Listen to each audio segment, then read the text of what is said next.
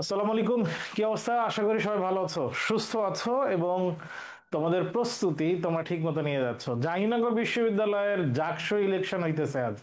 Result সম্ভবত এখনো হয় নাই। এটা নিয়ে বহুত নাটক, উপন্যাস, সিনেমা হইতেছে। তো আমরা এই নাটক, উপন্যাস, সিনেমার মধ্যে জাহাঙ্গীরনগর বিশ্ববিদ্যালয়ের পাবলিকিয়ান এক্সাম, যে পরীক্ষা আমরা নিয়েছিলাম বি এবং সি ইউনিটের মতো, সেই বি এবং সি ইউনিটের আমাদের যে এক্সাম হয়েছে তার বাংলা প্রশ্নে কি ছিল সেটার সমাধান করব আমরা আজকে। তো আমি তোমরা যারা লাইভে আছো যুক্ত আমার সাথে, তারা কে কে জাহাঙ্গীরনগর বিশ্ববিদ্যালয়ের দিকে আছো তারা বলতে পারো, আর সব ঠিকঠাক শুনতেছো কিনা, দেখতেছো কিনা একটু যদি ক্লিয়ার করো তাহলে আমরা শুরু করব। খাতা কলম নিয়ে বসো, আমরা অনেকগুলো তথ্য জানবো। তারা বলতে পারো, আর সব ঠিকঠাক। জাহাঙ্গীরনগর বিশ্ববিদ্যালয়ের লাস্ট খবর কি দেখি, তোমরা একটু কও। আর আমার সব ঠিকঠাক মতো শুনতে পাইতেছে কিনা, দেখতে পাইতেছে কিনা ক্লিয়ার যদি করো, তোমরা যদি ওকে বলো তাহলে শুরু করব। ডাকসু ইলেকশন হইলো, জাকসু হইতেছে, এরপরে চাকসু হবে, রাকসু হবে, কত কিছু হবে। তবে এত কিছুর মধ্যেও তোমাদের যে লক্ষ্য, তোমাদের তো পাবলিকিয়ান হওয়া টার্গেট। সেই পাবলিকিয়ান হওয়ার টার্গেটে তোমাদের কাজ হচ্ছে খাতা কলম নিয়ে বই পড়া, গুরুত্বপূর্ণ জিনিসগুলো পড়া। কোনগুলো পড়বো তার আগে আমাকে নির্ধারণ করতে হবে কোনগুলো ছাড়বো। কোনগুলো পড়বো এবং কোনগুলো ছাড়বো সেটা আমরা একটু দেখার চেষ্টা করব এখন। জাহাঙ্গীরনগর বিশ্ববিদ্যালয়ের বি এবং সি ইউনিটের আলোকে 40টা প্রশ্ন। প্রথমে আমরা যাই জাবি সি এর যে পরীক্ষা আমরা নিয়েছি পাবলিকের, জাবি সি তে আমাদের প্রশ্ন কেমন ছিল এবং সেটার সমাধান। প্রথম প্রশ্ন ছিল, নিচের কোন কবিতাটি অক্ষরবৃত্ত ছন্দে রচিত? সোনার তরী, বিদ্রোহী, প্রতিদান, তাহার এই পড়ে মনে।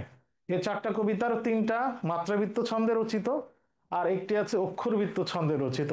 এই অক্ষর কোনটি, কোন কবিতাটি কোন ছন্দে রচিত, এটা আমরা জানি যে আমাদের উৎস বা পাঠ পরিচিতি লেখা আছে, যেটাকে আমরা বলে থাকি মূল ভাব। উৎস, মূল ভাব বা পাঠ পরিচিতি, এই অংশে আমরা এটা লেখা পাই। আমরা নর্মালি ওই অংশে উৎস, মূল ভাব বা পাঠ পরিচিত অংশে ছন্দ নামে একটা বিষয় থাকে, যেটা নিয়ে আমাদের খুবই টেনশন হয়। তো ছন্দ নিয়ে টেনশনের আসলে কিছু নাই, এটা লাগবে না। আমাদের যেটা নিয়ে টেনশন করতে হবে সেটা হচ্ছে এই উৎস আর মূল ভাব নিয়ে। কোন কবিতাটি অক্ষরবৃত্ত ছন্দে রচিত, আমি একটু দেখি যে তোমরা কি লিখেছো। কোন কবিতাটি অক্ষরবৃত্ত ছন্দে রচিত? আমি এখনো পর্যন্ত দেখছি না যে তোমরা কেউ লিখতে পেরেছো।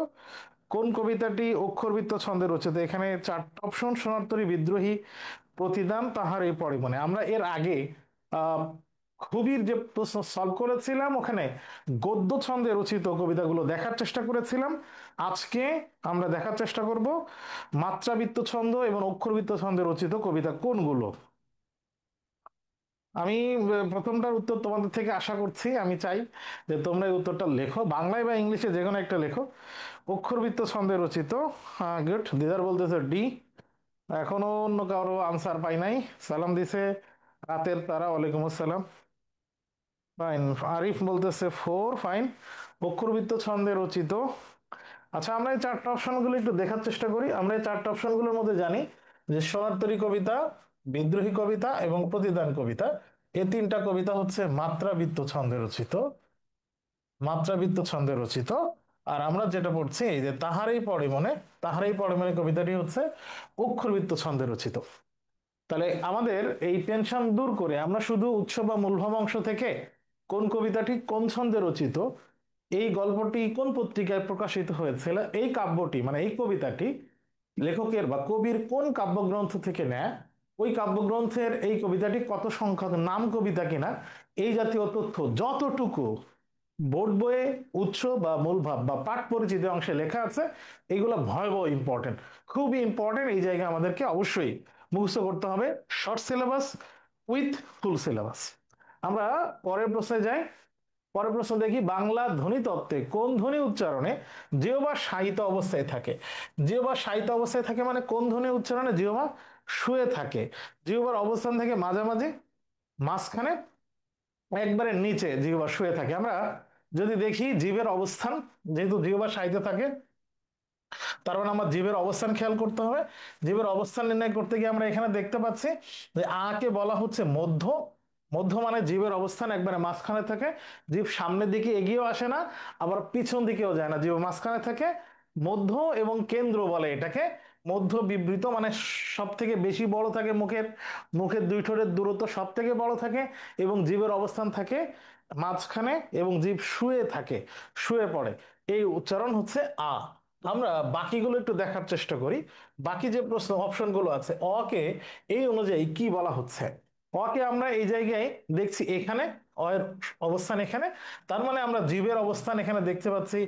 অ উচ্চারণ করলে মুখ সামনের দিকে আসে, জীব পিছনের দিকে চলে যায়। জীবের অবস্থান থাকে পশ্চাতের দিকে। আর ঠোঁটের অবস্থান কি থাকে? অর্ধ বিবৃত। অর্ধ বিবৃত মানে সেটা বিবৃত, মানে একবারে বড় না, তবে বড়, অর্ধ বিবৃত অবস্থায় থাকে। আর জীবের উচ্চতা অনুযায়ী আমরা অকে বলতে পারি নিম্ন মধ্য। তাহলে আমরা অ এর অবস্থান জানলাম। আমরা এবার আরেকটু জানার চেষ্টা করি যে রস্বই, রস্বইয়ের অবস্থান কোথায়। রস্বইকে বলা হয় সম্মুখ স্বরধ্বনি, আমরা এখানে দেখতে পাচ্ছি রস্বইকে বলা হচ্ছে সম্মুখ স্বরধ্বনি। রস্বইয়ের সময় জীবের উচ্চতা একবারে সবার উচ্চতা থাকে। আর রস্বই উচ্চারণটাকে বলা হয় সংবৃত উচ্চারণ, মানে ঠোঁট সব থেকে গোল, গোল থাকে, ঠোঁটের দুই ঠোঁটের দূরত্ব সব থেকে ছোট, সব থেকে গোল থাকে ই উচ্চারণে। এরপরে আমরা দেখি ও উচ্চারণে জীবের কি অবস্থা থাকে। আমরা ওকে কোথায় দেখতে পাচ্ছি? আমরা ওকে দেখতে পাচ্ছি এখানে। তার মানে ও হচ্ছে পশ্চাৎ স্বরধ্বনি, মানে জীবের অবস্থান পিছনে থাকে ও উচ্চারণে। অর্ধ সংবৃত বলে, তার মানে এটাকে সংবৃত বলতে বলতে পারি। আর জীবের উচ্চতা আমরা দেখতে পাচ্ছি উচ্চ মধ্য। এই যে ছকটা আমরা দেখালাম, জীবের উচ্চতা, ঠোঁটের উন্মুক্তি এবং জীবের অবস্থান, এই তিন ক্যাটাগরিতে কোন ধ্বনির অবস্থান কোন জায়গায়, এটা খুবই গুরুত্বপূর্ণ। এখান থেকে প্রশ্ন আসতে দেখা যায়, প্রশ্ন আসবে, এবং এই জায়গাটা, এই ছকটা আমাদেরকে অবশ্যই মুখস্থ করতে হবে। জাহাঙ্গীরনগর পরীক্ষা দিলে বিসিএস প্রিপারেশন নেওয়া লাগে, এই কথাটা ভুল। মোহাম্মদ আফতাবুজ্জামান, জাহাঙ্গীরনগর প্রিপারেশন নিলে বিসিএস, জাহাঙ্গীরনগর পরীক্ষা দিলে বিসিএস প্রিপারেশন লাগে, এই কথাটি ভুল। এবং তোমার বানান, তোমার বানান নামের, তুমি যে পরীক্ষা বানান লিখেছো সেটাও তো আমি ভুল দেখতে পাচ্ছি। এরকম তথ্য আমরা না ছড়ানো ভালো, নেগেটিভ এবং ভুল তথ্য। পরের প্রশ্নে যাই। নিচের কোন বানানটি শুদ্ধ? এখানে যে বানানগুলো আছে, আমি প্রথম যে বানান দেওয়া আছে অত্যধিক, এর সন্ধি বিচ্ছেদ করলে হবে অতি যুক্ত অধিক। অতি অধিক মানে অনেক বেশি হইলে সেটাকে আমরা অত্যধিক বলি। এখন অধিক বানানে যেহেতু আমি অ দিয়েছি, তাহলে এখানে আ কেন হবে? এই বানানটা ভুল। আমাকে এরপর আমি যদি যাই ব্যাপ্ত, ব্যাপ্ত শব্দের সন্ধি বিচ্ছেদ হচ্ছে বি যুক্ত আপ্ত। ব্যাপ্ত মানে কি? ব্যাপ্ত মানে হচ্ছে প্রসারিত, প্রসারিত, বিস্তৃত, এটাকে বলা হয় ব্যাপ্ত। তার মানে এখানে আকার আ আছে, এখানে আকার আছে, তার মানে দেখলাম এই বানানটা ঠিক আছে। ব্যক্তিক বানানটাও এরকম, এটাও ঠিক আছে। যদ্যপি বানানটাকে যদি আমরা সন্ধি বিচ্ছেদ করি, তাহলে এটা দাঁড়ায় যদি যুক্ত ওপি। যেহেতু অপি বানানে অ আছে, তাহলে যদ্যপিতে আকার, এই আকারটা ভুল আছে। তার মানে এই প্রশ্নে আমরা শুদ্ধ উত্তর পাইতেছি দুইটা, শুদ্ধ উত্তর এখানে আছে দুইটা। এটা হচ্ছে ব্যাপ্ত আর ব্যক্তিক। যদিও এই প্রশ্নটার উত্তর আছে দুইটা, আমরা বানানগুলো একটু দেখে রাখলাম। আর এখানে একটা গুপ্ত রাজনীতির ব্যাপ্ত প্রভাব, দেখো একটা বাক্য, আমরা এইটা দিয়ে ব্যাপ্ত শব্দটি কোন পদ এটা নির্ধারণ করব। তোমাদের জন্য প্রশ্ন হচ্ছে গুপ্ত রাজনীতির ব্যাপ্ত প্রভাব, এই বাক্যে ব্যাপ্ত শব্দটি কোন পদ হিসেবে ব্যবহৃত হয়েছে। আর ব্যাপ্ত শব্দটি যে প্রসারিত, বিস্তৃত, তার অর্থ একটু কেমন আমরা দেখবো। তোমাদের উত্তর আশা করছি, তোমাদের উত্তর আশা করছি যে গুপ্ত রাজনীতির ব্যাপ্ত প্রভাব, এখানে ব্যাপ্ত শব্দটি কোন পদ। দেখো বাংলাদেশে এখন একটা ট্যাবু শুরু হয়েছে, ডাকসুতে শিবির জেতার কারণে শিবিরকে সবাই গালিগালাজ করে গুপ্ত রাজনীতি। এখন গুপ্ত রাজনীতি এতদিন ধরে করে তারা ছাত্রলীগের মধ্যে ছিল, গুপ্ত ছিল, প্রকাশ করে না। এই গুপ্ত বলতে বলতে শিবির প্যানেল হিসেবে দাঁড়াইলো নির্বাচনে, এবং ভূমিধ্বস বিজয় হইল। এই দেখা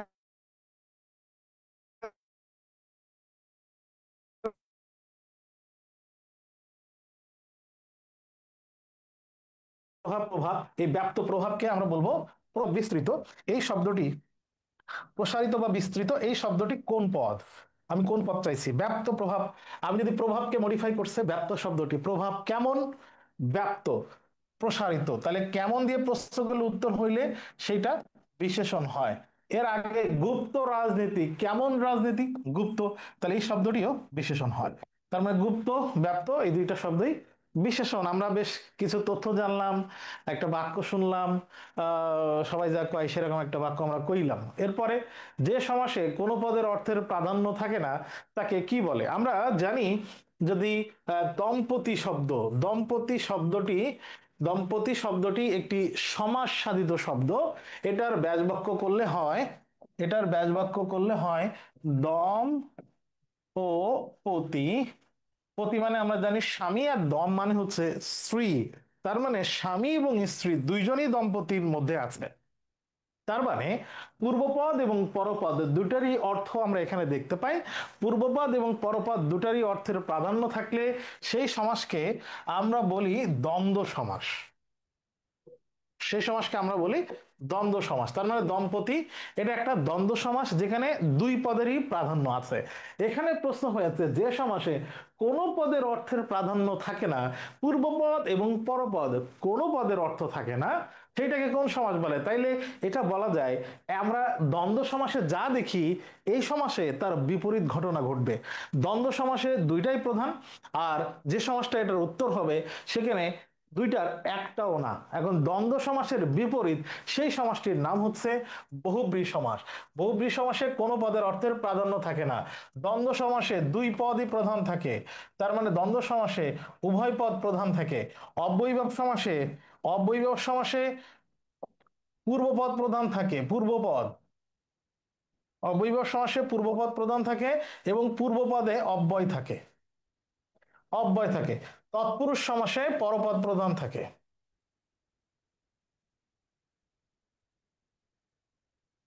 তৎপুরুষ সমাসে পরপদ প্রধান থাকে, অব্যয়ীভাব সমাসে পূর্বপদ প্রধান থাকে এবং সেটা অব্যয় থাকে। দ্বন্দ্ব সমাসে উভয় পদ প্রধান থাকে, বহুব্রী সমাসে কোনো পদই প্রধান থাকে না। বহুব্রী সমাসের এখানে একটা উদাহরণ আছে। এখানে যে ছবিটা দেখা যাচ্ছে, তোমরা কি বলতে পারো কাকে বলে এটা?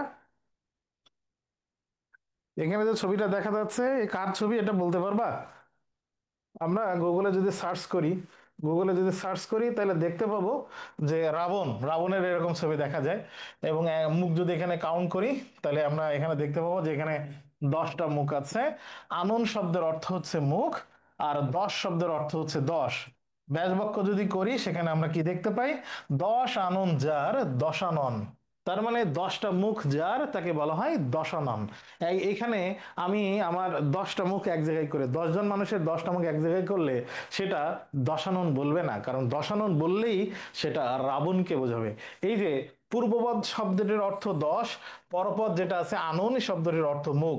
পূর্বপদ পরপদ কোনটির অর্থ না দিয়ে দশানন যে শব্দটি হয়েছে তৃতীয় অর্থ দিয়েছে, এই রাবণকে বুঝিয়েছে। এরকম তৃতীয় অর্থ দিলে সেই সমাসের নাম হচ্ছে বহুব্রী সমাস। পূর্বপদ পরপদ দুইটাই বোঝাইলে দ্বন্দ্ব, এবং পূর্বপদ পরপদ কোনটির অর্থ না দিলে যে সমাস হয় সে সমাসকে বলা হয় বহুব্রী সমাস। আমরা এখান থেকে যে তথ্যটা জানলাম সেটা হচ্ছে দ্বন্দ্ব সমাস এবং বহুব্রী সমাস পরস্পর বিপরীত সমাস। আমরা পরের প্রশ্নে যাই। আফসোস কোন ভাষার শব্দ? আফসোস একটি ফার্সি ভাষার শব্দ। আমি ফার্সি ভাষার আরো শব্দ দেখতে চাই। ফার্সি ভাষার শব্দ বলো দেখি তোমরা কয়েকটা। ফার্সি শব্দ কয়েকটা আমরা লেখা দেখতে চাই। আমরা এখান থেকে কমপক্ষে 4-5টা ফার্সি শব্দ শিখবো। ফার্সি ভাষার শব্দ লেখো দেখি, ফার্সি ভাষার শব্দ।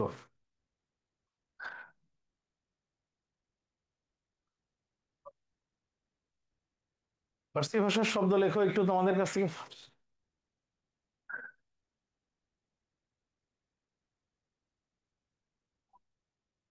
ফার্সি ভাষার শব্দ লেখো একটু তোমাদের কাছ থেকে। দুইটা দুই, গায়ে হলুদ ও মুখে ভাত, দুইটা দুই সমাস কেন ভাই? দুইটাই তো বহুব্রী। শাহরিয়ার জিসান, তুমি যে লিখতেছো বানানের অবস্থা এরকম কেন শাহরিয়ার জিসান? আমরা আরো কয়েকটা ফার্সি শব্দ শিখতে চাই। আইন, নামাজ, রোজা ফার্সি শব্দ।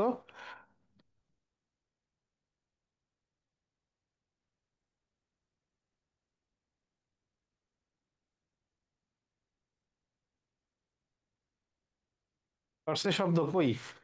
ফার্সি শব্দ লেখো নাই। আইন, আইন, নামাজ, রোজা, ঠিক আছে। ফার্সি শব্দ খুব কমন প্রায় আসে এরকম দু একটা ফার্সি শব্দ বলো দেখি। খুব কমন এবং প্রায় আসে এরকম দু একটা ফার্সি শব্দ। দেখো শব্দের এই যে উৎসের প্রশ্ন, শব্দের উৎসের এই প্রশ্ন কিন্তু খুব ইম্পর্টেন্ট, যেটাকে বলতে পারি আমরা ভয়াবহ ইম্পর্টেন্ট। এখান থেকে কিন্তু প্রশ্ন হবেই, শব্দের প্রশ্ন হবেই। তুমি যে ইউনিভার্সিটিতে যে ইউনিটের অ্যাডমিশন পরীক্ষা দাও না কেন, সব জায়গায় শব্দ থেকে প্রশ্ন হবে। এবং বিগত বছরের প্রশ্ন ঘাটলে দেখা যায় আরবি, ফার্সি, তুর্কি, পর্তুগিজ এই টাইপের শব্দ থেকে প্রশ্ন হয়। আরেকটা ইম্পর্টেন্ট তথ্য হইতেছে, শব্দের প্রশ্ন তোমাদের গল্প কবিতায় ব্যবহার করা হয়েছে এরকম শব্দ থেকে প্রশ্ন হইতে পারে, হবে, খুবই ইম্পর্টেন্ট। তাহলে আমি এখনো পর্যন্ত তোমাদের ফার্সি শব্দ পাইলাম না। যারা লাইভ দেখতেছো ফার্সি শব্দ দু একটা তো লিখতে পারো। এখানে যে আফসোস, আফসোস লীগের যে আফসোস, যে আফসোস গ্রুপের লোকজন দিল্লিতে পালায় আছে, এই আফসোস শব্দটি ফার্সি ভাষার শব্দ। এরপরে যায়, যা শুনে অনুপমের মন পুলকের আবেশে ভরে গেল। এইটা দেখে, দেখে মনে হইতেছে অনুপমের মন পুলকের আবেশে ভরে গেল। এটা দেখে মনে হইতেছে অনুপমকে যখন, ওই তো আফতাবুজ্জামান লিখেছে বরবাদ, বরবাদ, গোলাপি, পাঞ্জাবি, রুমাল। আচ্ছা ফাইন, তাহলে আমরা এখান থেকে ইম্পর্টেন্ট তথ্য একটা পাইলাম, বরবাদ। বরবাদ একটি ফার্সি শব্দ। তাই তাহলে আমরা যেখানে ছিলাম, অনুপমের মন পুলকের আবেশে ভরে গেল, এটা দেখেই শুনেই মনে হইতে পারে যে এটা দ্বারা বোঝাইছে যে উম, যখন তার ছবি বিয়ের কথা চলতেছে, ছবি দেখছে, তখন হয়তো পুলকের আবেশে ভরে গেল। কিন্তু ঘটনা এটা না। অনুপমের বিয়ে থেকে, বিবাহ বা মানে উৎসব থেকে, বাড়ি থেকে প্রত্যাখ্যাত হয়ে বাসায় আসছে। এরপরে অনুপমের মনে তার নিয়ে চিন্তা হইতেছে। একদিন সে খবর পাইলো যে ওই মেয়ে বিয়ে করবে না, আর বিয়ে হয়নি এখনো, বিয়ে আর করবে না বলে সিদ্ধান্ত নিছে। এখন একজনের প্রতি তার টান বা আবেগ কাজ করতেছে, এবং সে যদি বিয়ে করবে না সিদ্ধান্ত নেয়, তার মানে মনে হইতে পারে যে তাহলে আমার এখনো সুযোগ আছে, এবং এখন হয়তো আমার জন্য অপেক্ষা করতেছে। এই ঘটনা শোনার পরে অনুপমের মন পুলকের আবেশে ভরে গেল। তার মানে অন্যত্র সে বিয়ে করবে না বলে যখন কল্যাণীর যখন পণ গ্রহণ করছে, তখন তার মন পুলকের আবেশে ভরে গেল। লাল সালু উপন্যাসের সিদ্ধ ধানের ভাপের শব্দটিকে উপন্যাসিক কিসের সাথে তুলনা করেছেন? আমরা লাল সালু উপন্যাসের ওই জায়গাটা একটু পড়ি। পৌষের শীত, প্রান্তর থেকে ঠান্ডা হাওয়া এসে হাড় কাঁপায়। গভীর রাতে রহিমা, রহিমা বানান এরকম হবে, গভীর রাতে রহিমা আর হাসুনির মা ধান সিদ্ধ করে, খড়কুটো দিয়ে আগুন জ্বালিয়েছে, আলোকিত হয়ে উঠেছে সারা উঠানটা। আমরা আমাদের গ্রামের এই চিত্র দেখতে পাই, ধান ভাপানো, আমাদের মা খেলাটা আমরা দেখেছি ছোটবেলায়, এখনো বাসায় দেখি, এখনো হয় যে খুব গভীর রাতে তারা ধান সিদ্ধ করতে ওঠে, চাল ধরায়, তখন যখন চুলায় যে আগুন ধরায় যখন, তখন চারপাশ আলোকিত হয়ে যায়, এরকম আমরা দেখতে পাই। উপরে আকাশ অন্ধকার, গনগনে আগুনের শিখা যেন সে কালো আকাশ দিয়ে ছই, কালো আকাশ গিয়ে ছই। আমরা জানি যেহেতু রাতের বেলা, সে খুব গভীর রাতে বা শেষ রাতে ওঠে, তাহলে উপরে তো অন্ধকার থাকবে, দিন না যেহেতু। ওধারে ধোয়া হয়, শব্দ হয় সাপের। তার মানে চুলাতে যে আগুন উঠছে ওই আঁচে ধোঁয়া হয় এবং শব্দ হয় সাপের, যেন শত সহস্র সাপ শীষ দেয়। দেখো যেহেতু পাশাপাশি অনেক ঘরে তারাও উঠেছে, এই গ্রামের পরিবেশ এরকম, ধানে ভাপ দেওয়ার বিষয়টা, তাহলে পাশাপাশি অনেক বাড়িতে এরকম সাপের শীষের মতো আওয়াজ হইতে থাকে। এবং এটা খুবই ইম্পর্টেন্ট তথ্য, খুবই গুরুত্বপূর্ণ একটা তথ্য এটা, ভেরি ভেরি ইম্পর্টেন্ট একটা তথ্য। তাহলে সাপের শীষের সাথে তুলনা করেছে আমরা দেখতে পাচ্ছি। পরের প্রশ্ন, পাহাড়ি পড়ে মনে কবিতায় কবির বসন্ত বিমুখতার মধ্যে কি ফুটে উঠেছে? এটা খুবই কমন প্রশ্ন।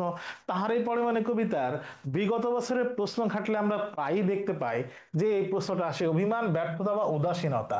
পাহাড়ে পড়ে মনে কবিতায় কবির বসন্ত বিমুখতা, বসন্ত বিমুখতা মানে হচ্ছে বসন্তের প্রতি কবির মুখ কাজ করতেছে না, বসন্তের দিকে সে মুখ ফেরাই, মুখ মুখ তাকাই নাই, বসন্তর দিক থেকে সে মুখ ফিরিয়ে নিয়েছে।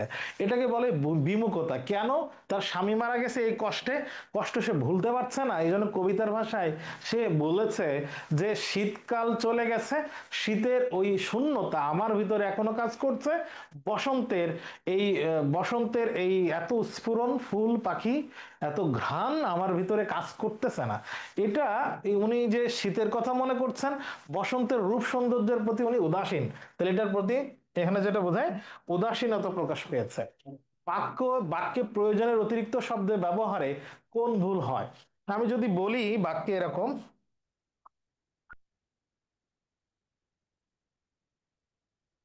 যে রহিম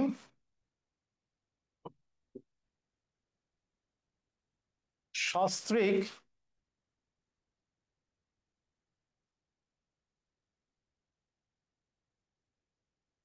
স্ত্রীকে নিয়ে দাওয়াত খেতে গেল।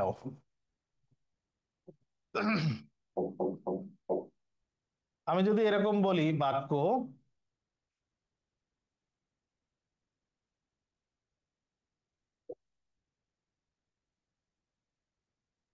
তিনি তার সকল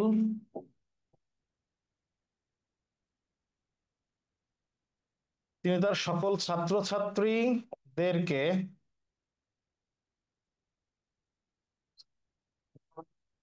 পাঠিয়ে দিলেন। আমরা উদাহরণ হিসাবে দেখি, বইয়ের উদাহরণ দেখি, লেখা থাকে সকল আলেমগণ। এই জাতীয় শব্দে যে ঘটনা ঘটছে সেটা দেখো, সকল আলেমগণ। আমরা জানি গণ একটা বহুবচনবাচক শব্দ, আবার সকল একটা বহুবচনবাচক শব্দ। দুইটা বহুবচনবাচক শব্দ একসাথে ব্যবহার করা দরকার নেই। রহিম সস্ত্রীক, সস্ত্রীক মানে হচ্ছে স্ত্রীর সাথে। তো রহিম সস্ত্রীক স্ত্রীকে নিয়ে দাওয়াত খেতে গেলেন, রহিম সস্ত্রীক স্ত্রীকে সাথে নিয়ে দাওয়াতে খেতে গেলেন। আমরা এই সস্ত্রীক শব্দের মধ্যে স্ত্রীকে সাথে পাইতেছি, তাহলে স্ত্রীকে সাথে নিয়ে আবার বলা এটা অতিরিক্ত। এটাকে বলা হয় বেশি লেখার কারণে ভুল। বহু লেখার কারণে ভুল হইলে সেটাকে বলে বাহুল্য দোষ। তিনি তার সকল ছাত্রছাত্রীদের, ছাত্রছাত্রীদের বললেই এটা বহুবচন হয়, আবার সকল এটা বলা দরকার নেই। এরকম দুইটা বহুবচনবাচক শব্দ একসাথে ব্যবহার করলে, প্রয়োজনের অতিরিক্ত শব্দ ব্যবহার করলে বহু লেখার কারণে এই দোষ হয়। তাই এই দোষকে বলা হয় বাহুল্য দোষ। সিকান্দার আবু জাফর যে পত্রিকা সম্পাদনা করতেন, আমরা জানি সিকান্দার আবু জাফর পত্রিকা সম্পাদনা করতেন দৈনিক সমকাল পত্রিকা। অর্ঘ শব্দটি, সরি, হ্যাঁ ঠিক আছে, অর্ঘ শব্দটির অর্থ কি? অর্ঘ বিরোচন, আমি এখানে আছে অর্ঘ। অর্ঘ মানে হচ্ছে অঞ্জলি বা উপহার রচনা করা। অর্ঘ বিরোচন শব্দের অর্থ হচ্ছে উপহার রচনা করা, মানে উপহার দেয়া। আর শুধু অর্ঘ শব্দের অর্থ হচ্ছে উপহার, উপহার। খাঁটি বাংলা উপসর্গ যোগে গঠিত শব্দ কোনটি? নিরন্তর শব্দটিকে সন্ধি বিচ্ছেদ করলে নি বিসর্গ অন্তর হয়, যেহেতু বিসর্গ আছে এটা একটা তৎসম শব্দ, তৎসম শব্দ হিসেবে আমরা জানতে পারি। দুর্নাম শব্দটিতেও রেফ আছে, এটাকে সন্ধি বিচ্ছেদ করলে হয় দু বিসর্গ নাম, যেহেতু বিসর্গ আছে এটাও একটা তৎসম শব্দ। নিমরাজি শব্দের নিম, এটা ফার্সি উপসর্গ। আর পাতিলাবু শব্দের এই যে পাতি আছে এটা বাংলা উপসর্গ, এটাই হচ্ছে উত্তর, পাতিলেবু। বাংলা সাহিত্যে পঞ্চপাণ্ডব বলা হয় কাকে? আমরা জানি যে 30-এর দশকের যে কবি, বাংলা সাহিত্যের পঞ্চপাণ্ডব কে কে ছিলেন? কবি জীবনানন্দ দাশ ছিলেন, বুদ্ধদেব বসু ছিলেন, সুধীন্দ্রনাথ দত্ত, বিষ্ণু দে, অমিয় চক্রবর্তী। এই পাঁচজনকে বাংলা সাহিত্যের পঞ্চপাণ্ডব বলা হয়। সকলে বিংশ শতাব্দীর মাঝামাঝি সময়ে, বিশেষ করে 30-এর দশকে রবীন্দ্রনাথের প্রভাবের বাইরে থেকে বাংলা সাহিত্যে আধুনিক কবিতা সৃষ্টির নতুন ধারা তৈরি করেছিলেন। রবীন্দ্র তোর যুগে এসে, রবীন্দ্রনাথের পরবর্তীতে এসে রবীন্দ্রনাথের কাব্যের চর্চার যে বৈশিষ্ট্য ছিল তার বাইরে এসে তারা নিজেদের বৈশিষ্ট্যে স্বকীয় কাব্য রচনায় উপনিবেশ করে নিজেদেরকে নিবিষ্ট করেছিলেন। এই জন্যে এই পাঁচজনকে বাংলা সাহিত্যের পঞ্চপাণ্ডব বলা হয়। তাইলে এখানে রবীন্দ্র যুগের কবি না, রবীন্দ্রনাথের যুগের কবি বলে না, 40-এর দশকের কবি, 50-এর কবিদের না, 30-এর দশকের কবি, মূলত তারা বিশেষ করে তাদেরকে 30-এর দশকের কবি বলা হয়। এরপরে প্রশ্নে যাচ্ছি, শুদ্ধ বাক্যাংশটি কোনটি? খেলা চলাকালীন, কালীন মানে সময়, আবার সময়, এই একই জাতীয় শব্দ দুইটা আছে। খেলা কালীন সময়, এখানেও কালীন সময়, এটাও বাদ। খেলা চলার সময় কালে, সময় আবার কাল, এটাও বাদ। খেলা চলাকালে, এটা হচ্ছে শুদ্ধ। এটা খুব কমন একটা বাক্য, প্রায় আমরা আসতে দেখি। সন্ধিসাধিত শুদ্ধ শব্দ কোনটি? উচ্ছৃঙ্খল, চ ছ আছে, চ ছ থাকলে আমরা করতে পারি উত যুক্ত শৃঙ্খল। এখন শৃঙ্খল বানানে কি এরকম হয়? শৃঙ্খল বানানে হয় তালব্য স, তার মানে এটা ভুল আছে, এখানে তালব্য স হবে, এটা বাদ দিলাম, বাদ। এরপরে আমরা যাই উপযুক্ত। উপযুক্ত শব্দে জয়ের ব্যবহার, জ ব্যবহার করলে ওই জটা উঠে গিয়ে ই হয়, তার মানে এখানে জয়ের সাথে রেফ আছে, তার মানে হবে উপ, জ উঠে গিয়ে, জ উঠে গিয়ে ই হবে, লিখলাম, আর রেফের জায়গায় র, এই রেপ ছা র করলাম উপরি, প্লাস বাকি আছে এই যে উক্ত, রস্যকার প্লাস কয়তয়। তাহলে উপযুক্ত শব্দের সন্ধি বিচ্ছেদ হচ্ছে উপরিযুক্ত উক্ত, এখানে উপরি নাই, তাইলে এটাও উত্তর হইতেছে না। পরে দেখি সন্ধান। সন্ধান আমরা দেখছি এখানে সন্ধানে ন এবং ধ এই দুইটা বর্ণ যুক্ত হয়ে গেছে। নাসিক্য বর্ণের সাথে কোনো বর্গীয় বর্ণ এভাবে যুক্ত হইলে নয়ের সাথে নাসিক্য বর্ণের জায়গায় ম দিতে হয়, এটাই হচ্ছে নিয়ম। তাহলে সংযুক্ত ধান হবে না, হবে সমযুক্ত ধান সন্ধান। তাহলে এটা উত্তর হইতেছে না। উত্তর কোনটা দেখি, নিযন্ত বর্গীয় যা, এটা আমরা জানি যে বর্গীয় তৃতীয় বর্ণ। বর্গীয় তৃতীয় বর্ণ থাকলে ওই বর্ণটা পরিবর্তন হয়ে বর্গীয় এক নম্বর বর্ণ হয়। তাহলে জ এর এক নম্বর হচ্ছে চ, নিচ প্লাস এর সাথে কোনো ফলা ছিল না, সরি এর সাথে কোনো কার নাই, তাই অ দিয়ে শুরু হবে, নিচ যুক্ত অন্ত। আমরা দেখতে পাচ্ছি যে এটাতে উত্তর ঠিক আছে, এটাই হবে উত্তর। পাহাড়ে পড়ে মানে কবিতার আর একটা প্রশ্ন, যে ফুলের কথা উল্লেখ আছে, আমরা জানি এখানে মাধবীর কথা বলা আছে। কোনটি রবীন্দ্রনাথ ঠাকুরের কাব্যগ্রন্থ নয়?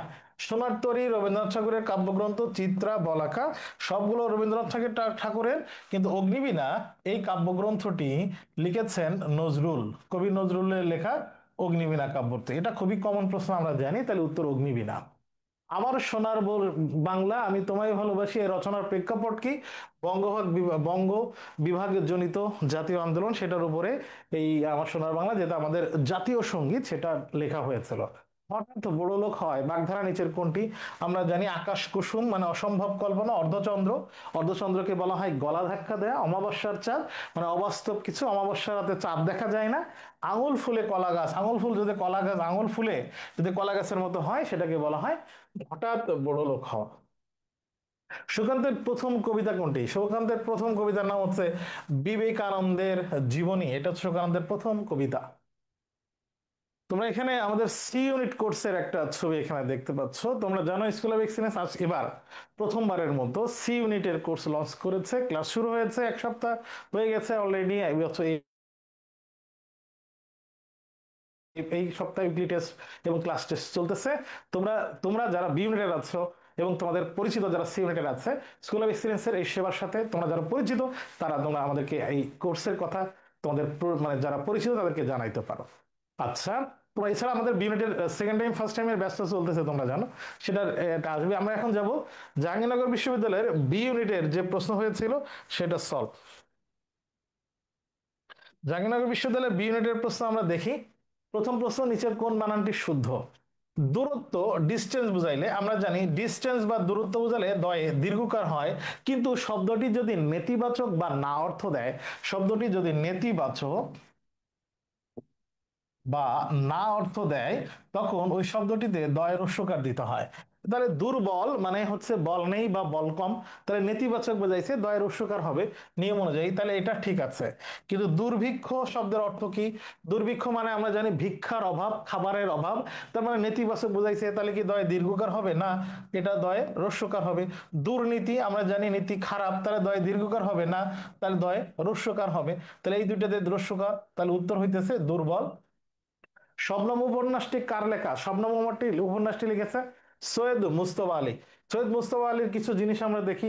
সৈয়দ মুস্তফা আলীর অবিশ্বাস্য একটা উপন্যাস শবনম, শহর ইয়ার তুলনাহীনা উপন্যাস, ভ্রমণ কাহিনী, দেশে বিদেশে জলে ডাঙায় ভবন ঘুরে অন্যান্য মুসাফির বিদেশে।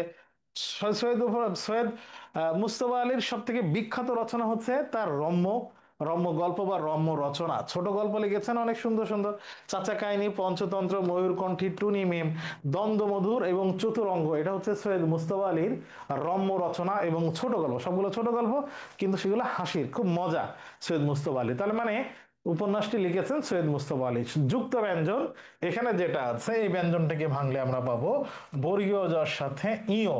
এর কাছাকাছি আরো একটা আছে, সেটাকে আমরা দেখি ইও প্লাস বর্গীয় জ হিসেবে। ইও প্লাস বর্গীয় জ যদি হয়, তখন আমরা দেখি এইভাবে লিখতে, আগে ইও লিখতে হয়। এখন এটা দুইটার পার্থক্য তোমরা একটু খেয়াল করো, পার্থক্যটা বুঝবা কি করে? দেখো শুরুতে যদি ইও থাকে, আমরা জানি ইও একটা বর্ণ যে বর্ণের মাত্রা নেই, তাহলে ইওটা হচ্ছে মাত্রাহীন বর্ণ। দেখবা এখানেও মাত্রা নেই, তাহলে যদি এখানে মাত্রা না থাকে, তাহলে মাত্রাহীন ইও বর্ণটা আগে পরে জ। এখানে যেহেতু মাত্রা আছে, আমরা জানি জয়েও মাত্রা আছে, পূর্ণ মাত্রা, এখানেও মাত্রা আছে, তাহলে আগে জ পরে ইও। এই যুক্ত ব্যঞ্জনটা ভালো করে খেয়াল করতে হবে। তাহলে বর্গীয় জ ইও, এটা প্রথমটা হচ্ছে উত্তর। কোনটি সিকান্দার আবু জাফরের রচনা? এখানে সিকান্দার আবু জাফরের রচনা, সিকান্দার আবু জাফরের বহিপীর তরঙ্গভঙ্গ এবং সুড়ঙ্গ, এটা সিকান্দার আবু জাফরের নাটক। কাদো নদী কাদো, এটা সিকান্দার আবু জাফরের উপন্যাস। সিকান্দার আবু জাফরের উপন্যাস। আর বাংলা ছাড়ো আমাদের সংগ্রাম, আরে কি কইলাম, সরি সরি, আমি ভুল তথ্য কইছি। বহিপীর তরঙ্গভঙ্গ সুড়ঙ্গ, এই দুইটা হচ্ছে সৈয়দ ওয়ালিউল্লাহর নাটক, সৈয়দ ওয়ালিউল্লাহর নাটক। সরি, ভুল তথ্য বলছি, এগুলো সৈয়দ ওয়ালিউল্লাহর নাটক। কাদো নদী কাদো, এটা হচ্ছে সৈয়দ ওয়ালিউল্লাহর উপন্যাস। তাইলে এখানে আমার আমি সুড়ঙ্গ পাইলাম এখানে, আর কাদো নদী পাইলাম সৈয়দ ওয়ালিউল্লাহ। বাংলা ছাড়ো এবং আমাদের সংগ্রাম, এটা সিকান্দার আবু জাফরের লেখা। জনতার সংগ্রাম চলবেই, আমাদের সংগ্রাম চলবেই, হত মানে অপমান নয়, এরকম একটা লেখা ওর আছে। বাংলা ছাড় নামক তার আরেকটা সেই কবিতা, সেই কবিতায় এই কথা উনি বলেছেন, রক্ত চোখের আগুন মেখে ঝলসে যাওয়া আমার বছরগুলো, আজকে যখন হাতের মুঠোই কণ্ঠনালীর খুন পেয়াসী ছুরি, কাজকি তবে আগলে রেখে বুকের কাছে কেউটে সাপের ঝাঁপি, আমার হাতেই নিলাম আমার নির্ভরতার চাবি, তুমি আমার আকাশ থেকে সরাও তোমার ছায়া, তুমি বাংলা ছাড়ো। তাহলে এখানে সিকান্দার আবু জাফরের রচনা হবে বাংলা ছাড়ো, এটাই হচ্ছে উত্তর। বাংলা ছাড়ো সিকান্দার আবু জাফরের রচনা। লালসালু উপন্যাসে অবিশ্রান্ত ঢোলক বেজে চলেছে কোথায়, এই তথ্যটা খুব ইম্পর্টেন্ট। ডোমপাড়ায় অবিশ্রান্ত ঢোলক বেজে চলেছে। তরঙ্গভঙ্গ সৈয়দ আলিউল্লাহর কোন ধরনের রচনা, আমরা জানি বহিপীর তরঙ্গভঙ্গ সুড়ঙ্গ সৈয়দ আলিউল্লাহর নাটক, একটু আগেই দেখেছি। রবীন্দ্রনাথ ঠাকুরের নাটক কোনটি, গোরা এবং ঘরে বাইরে, এই দুইটা রবীন্দ্রনাথ ঠাকুরের উপন্যাস, রবীন্দ্রনাথ ঠাকুরের উপন্যাস। আর ভিকারিনী, সরি ভিকারিনী, এটা হচ্ছে ছোট গল্প, রবীন্দ্রনাথ ঠাকুরের ছোট গল্প। আর রাজা হচ্ছে রবীন্দ্রনাথ নাটক। তাহলে নাটক কোনটি, রাজা, এটা হবে উত্তর।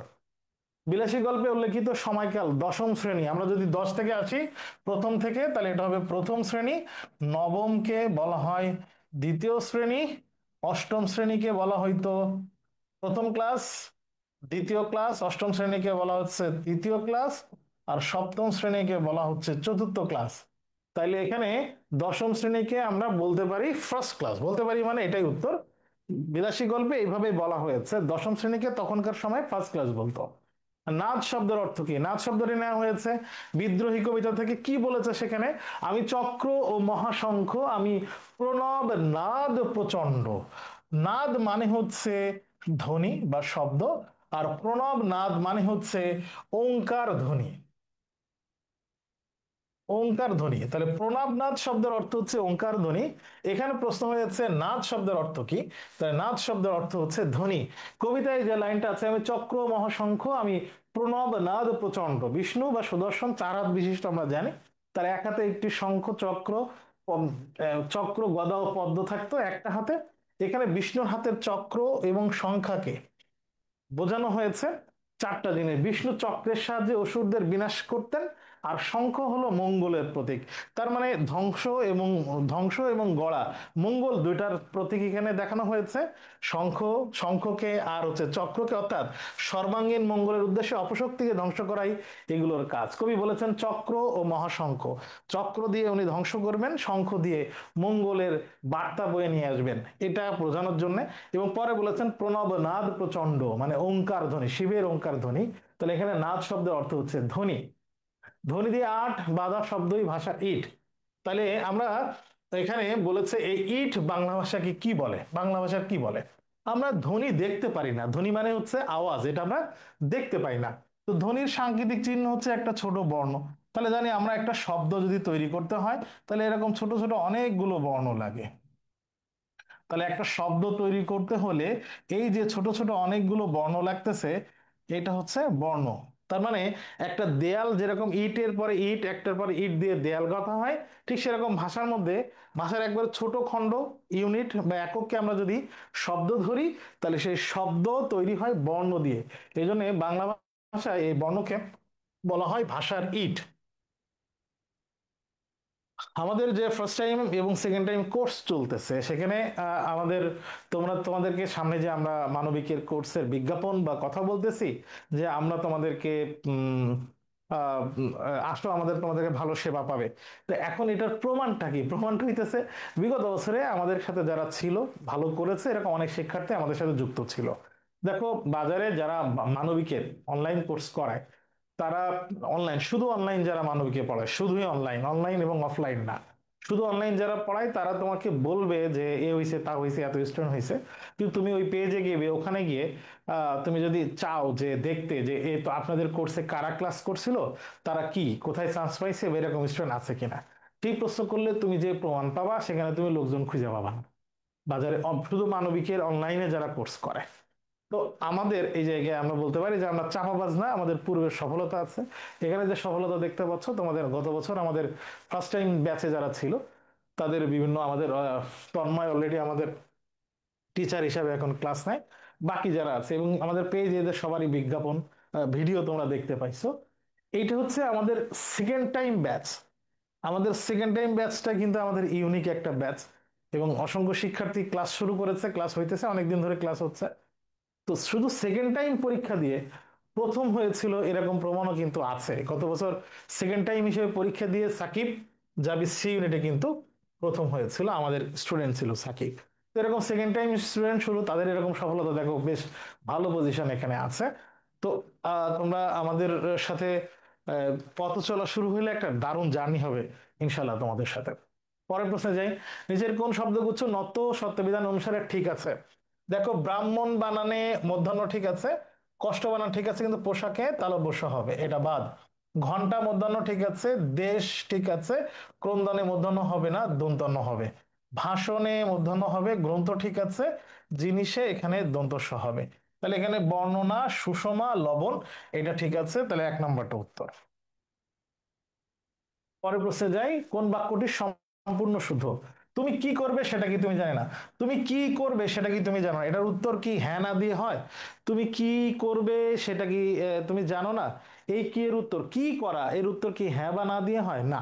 তাহলে হ্যাঁ বা না দিয়ে যদি হইতেছে না, তাহলে এখানে কি রস্বইকার হবে না, কি দীর্ঘইকার হবে। সেটা কি তুমি জানো না? জানো না বানানে ওকার হবে, এখানে নাই। তুমি কি করবে সেটা কি, এখানে কি দীর্ঘইকার হবে না। আমি যদি বলি তুমি কি করবে সেটা কি তুমি জানো না, সেটা কি তুমি জানো না, উত্তর হচ্ছে হ্যাঁ জানি বা না জানি। তাহলে হ্যাঁ না দিয়ে উত্তর হইতেছে, তাহলে দীর্ঘইকার হবে না, রস্বইকার হবে। আর এই পর্যন্ত ঠিক আছে। তুমি কি করবে সেটা কি তুমি জান না, জান না উত্তর হবে না। তাহলে এখানে এটা ভুল, এখানে এটা ভুল, এখানে এটা ভুল, বাকিটা এখানে দেখতে পাচ্ছি। তুমি কি করবে সেটা কি তুমি জানো না, এটা ঠিক আছে, তাহলে উত্তর হচ্ছে প্রথমটা। আয়ের ভিন্ন উচ্চারণ কোনটিতে, মানে কোন জায়গায় আ লেখা আছে কিন্তু আয়ের মতো উচ্চারণ হয় নাই? আকাশে আ ঠিক আছে, রাতে যে আ আছে আ ঠিক আছে, অনাথে যে আ আছে আ ঠিক আছে, কিন্তু এটা গাত না, এটার উচ্চারণ হচ্ছে জ্ঞাত। এটার উচ্চারণ এরকম।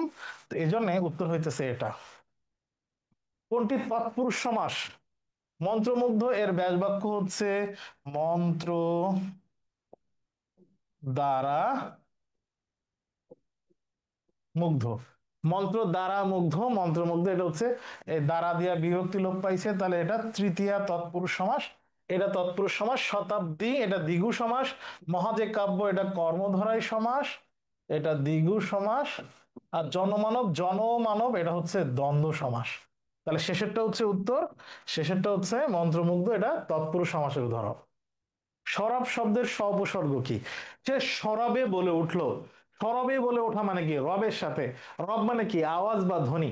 তার মানে এখানে স উপসর্গটি আওয়াজ বা ধ্বনির সাথে, এটা অর্থ দেয়, সাথে অর্থ দেয়। সাথে অর্থ দিয়েছে, তাহলে কোথায়? সঙ্গে বা সাথে, তাহলে এখানে সরবের স সাথে বা সঙ্গে বুঝিয়েছে।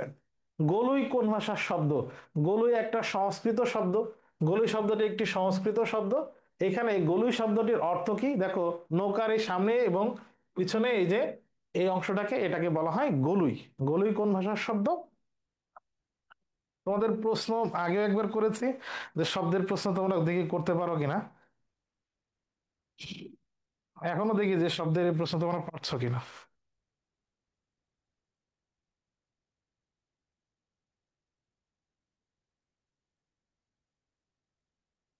কৌশল শিখতে আসলাম, আরে মোহিত, আল মোহিত বললাম, তুমি যে কি চলে আইছো লাইভে, এটা তো আগে দেখি নাই।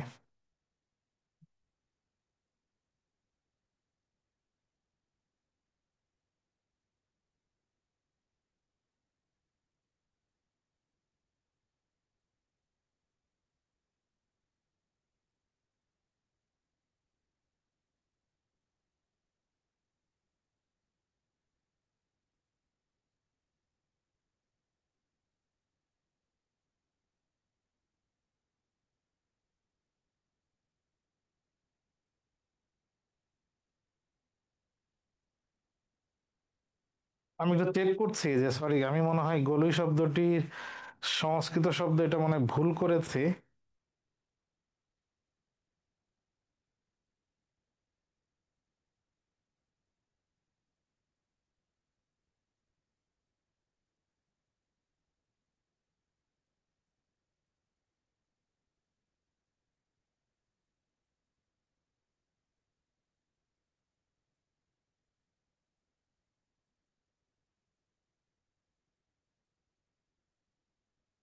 একটু আমি চেক করি।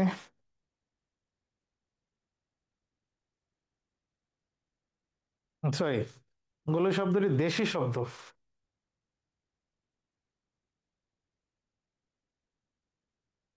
এটা ভুল হয়েছে আমার। গোলি সংস্কৃত ভাষার শব্দ না, গোলি শব্দটি দেশি শব্দ, এটা দেশি শব্দ হবে।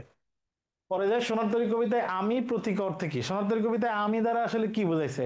কবি বলেছেন যে আমি আহ মানে সামনে বিপদ দেখতে পাচ্ছে, একজন কৃষক শেষ সময় তার ফসল তুলতে গেছে, একটা মাঝিকে দেখেছে, মাঝি ফসল নিয়ে চলে গেছে, সে ওখানে পড়ে রয়েছে, তার জীবন সামনে সে পড়ে থাকলো। এটা দ্বারা কবি বোঝাইছে একজন শিল্পী অনেক শিল্প সে সৃষ্টি করে গেছেন, এই মহাকাল মানে পৃথিবী তার সৃষ্টিকে গ্রহণ করে, কিন্তু ওই কবিকে একসময় নিঃশেষ হতে হয়। এই দার্শনিক বিষয়টি কবি সোনারতরী কবিতায় তুলে ধরেছেন রবীন্দ্রনাথ ঠাকুর। তাহলে এখানে আমি মানে কি, শিল্প স্রষ্টা কবি, যিনি শিল্প তৈরি করেন। সূর্যকে হৃৎপিণ্ডে ধারণ করতে হলে, সূর্যকে হৃৎপিণ্ড মানে কবিতা থেকে এরকম প্রশ্ন আসে, কবিতা থেকে এরকম প্রশ্ন আসে একটা লাইন দিয়ে, সেটা তথ্য বা শূন্য স্থান পূরণ করা, বা ওই বাক্যটা ওই চরণটা পরিপূর্ণ করা, সম্পূর্ণ করা। এখান থেকে প্রশ্ন হয়। আমরা একটু কবিতার অংশটা দেখি। যে কবিতা শুনতে জানে না সে সন্তানের জন্য মরতে পারে না। যে কবিতা শুনতে জানে না সে ভালোবেসে যুদ্ধে যেতে পারে না, দেশকে ভালোবেসে প্রেমের মানে দেশ প্রেমের টানে যুদ্ধে যেতে পারে না। এখানে কবিতা বলতে বোঝাইছে সাহস, কবিতা বলতে বোঝাইছে সংগ্রামের স্পৃহা। এটা এর কবিতা মানে কি, কবিতা শোনা না। যে কবিতা শুনতে জানে না, যে সত্য বা সুন্দরকে গ্রহণ করতে জানে না, সে সূর্যকে হৃৎপিণ্ড ধারণ করতে পারে না। তাহলে সূর্যকে হৃৎপিণ্ড ধারণ করতে হলে আমাদের কি করতে হবে, আমাদের কবিতা শুনতে হবে সূর্যকে হৃৎপিণ্ড ধারণ করতে হলে। তাহলে উত্তর হচ্ছে সূর্যকে হৃৎপিণ্ড ধারণ করতে হলে আমাদের কবিতা শুনতে হবে। বেওয়া শব্দের অর্থ কি, আমরা লাল সালু উপন্যাসে রহিমা সম্পর্কে এটা দেখেছি। আমরা জানি যে রহিমাকে যে মজিদ বিয়ে করেছিল, কিন্তু রহিমার কিন্তু আগে বিয়ে হয়েছিল। তার মানে বেওয়া মেয়ে রহিমা বিধবা বুঝাইছে বেওয়া শব্দের অর্থ। লাসল উপন্যাসের শব্দার্থ অংশে এটা আছে। কোন বগধারাটি ভিন্নার্থক। দেখো, দুধের মাছি মানে সুসময়ের বন্ধু, সুখের পায়রা সুসময়ের বন্ধু, লক্ষ্মীর বরযাত্রী এটা মানে সুসময়ের বন্ধু, কিন্তু শীতের শিশির না। যদি এখানে শরতের শিশির হইতো তাহলে সেটা সুসময়ের বন্ধু হইতো। যেহেতু এখানে উত্তর হইতেছে শীতের শিশির অপশন দেয়া আছে, কোন বাগধারাটি ভিন্নাত্মক মানে এই চারটার মধ্যে শীতের শিশির এটা হয় না, তাহলে এটাই উত্তর হবে। মূলত সুসময়ের বন্ধু হইলে হয়তো শরতের শিশির, তার মানে এটা ভিন্নাত্মক, এটাই হচ্ছে উত্তর। আমরা যে কোর্স লঞ্চ করেছি, যে কোর্স আমাদের চলতেছে, আমাদের এই কোর্সে তোমাদেরকে কিন্তু এরকম সাবজেক্ট ম্যাটেরিয়ালস দিই। আমাদের ক্লাসে যারা যুক্ত হয়েছে আমাদের কোর্সে তারা অবশ্য জানো যে তোমরা এই ম্যাটেরিয়ালস পেয়েছো। এখানে অসংখ্য প্র্যাকটিস বইগুলো মূলত প্র্যাকটিস বুক। এছাড়া আমাদের এই কোর্সে তোমরা স্টাডি প্ল্যানার পাবা, যেখানে তুমি ডেইলি তোমার কাজ কি কি ছিল টার্গেট নির্ধারণ করে, বা দিন শেষে সেটা করতে পেরেছো কিনা তুমি রুটিনের সাথে অ্যাডজাস্ট করে দারুণ একটা কাজ করতে পারবা। আমাদের এখানে তুমি প্রিমিয়াম টি শার্ট পাবা, যে টি শার্টটা আমরা পরে আছি এবছর আমাদের এটা টি শার্ট, এটা গত বছরের ডিজাইন। আমাদের এখানে ওএমআর বুক পাবা, তুমি প্র্যাকটিস বই থেকে ওএমআর বুকে প্র্যাকটিস করতে পারবা। সকল বিশ্ববিদ্যালয়ের ওএমআর বুকের প্যাটার্ন অনুযায়ী এই ওএমআর বুক করা। এই তোমরা আমাদের কোর্সে কিন্তু ছাড়ের মেয়াদ এখনো চলতেছে। যারা তোমরা অফলাইন বিভিন্ন কোচিং এর সাথে যুক্ত হইছো, অফলাইন কোচিং এর সাথে যুক্ত হয়ে মনে হইতেছে যে আমার সবগুলো ক্লাস হয়তো কিছু কিছু মিস করছি আমি, অথবা আমার এখানে জার্নিটা বেশ কষ্ট হচ্ছে, তারা আমাদের এই কোর্সে অনলাইনে যুক্ত হতে পারো। বাসায় তোমার নিজের পরিবেশে থেকে ক্লাস করতে পারবা। এবং এই ছাড় চলতেছে 14 সেপ্টেম্বর পর্যন্ত, মানে আগামী 14 তারিখ পর্যন্ত এই ছাড় আছে। 1,500 টাকার মানে 4,500-এ তুমি সকল কিছুই পাবা। তা আমাদের কোর্সের বিশেষত্ব কি কি কি আছে, কারা ক্লাস নিচ্ছে, সেটা তোমাদেরকে এখানে দেখানো হয়েছে। এই পর্যন্ত ছিল আমরা জাবি বি এবং সি ইউনিটের যে পটেনশিয়াল পাবলিক এক্সাম হয়েছিল তার বাংলা প্রশ্নের সমাধান অংশ। আশা করছি সামনের কোনো ক্লাসে আবার তোমাদের সাথে দেখা হচ্ছে। ততক্ষণ ভালো থাকো, সুস্থ থাকো, পড়াশোনার সাথে থাকো, ভবিষ্যৎ নির্ধারণের প্রচেষ্টা অব্যাহত রাখো। আসসালামু আলাইকুম।